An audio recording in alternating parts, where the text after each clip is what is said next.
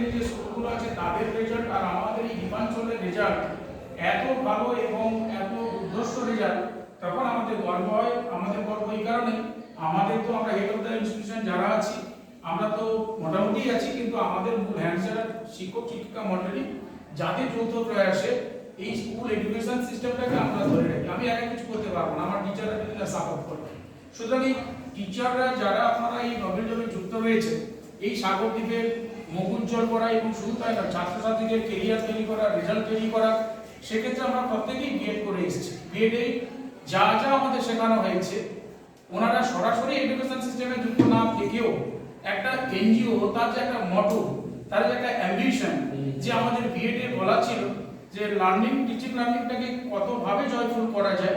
ছাত্রদের আগে ছিল একেবারে লেকচার মেথড এবং পানিশমেন্ট কথা ছিল, ছাত্ররা ভয়ে আসতো না, ড্রপ আউট হয়ে যেত। সেটাকে না করে কি করে জয়ফুল লার্নিং করা যায়, কিভাবে আমাদের মধ্যে ইগো লড়াই না করে, আমাদের মধ্যে স্কুল কমপ্লেক্স যদি আমাদের থাকে, পাশে স্কুল রেজাল্ট ভালো করছে, আমার যদি ঈর্ষা হয়, তাহলে কিন্তু সেটা আরো বেশি ধ্বংসের দিকে যাবে।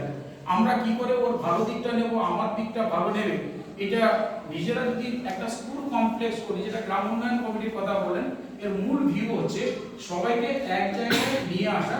সেখানে কিন্তু কোনো সিনিয়র জুনিয়র নয়, আর সেখানে কোনো ইনফিনিটি কমপ্লেক্স যেন না থাকে। এই যে একটা ভালো মানসিকতা, একটা এনজিও এসেও আমাদের সেই ধারণাগুলো দিচ্ছে।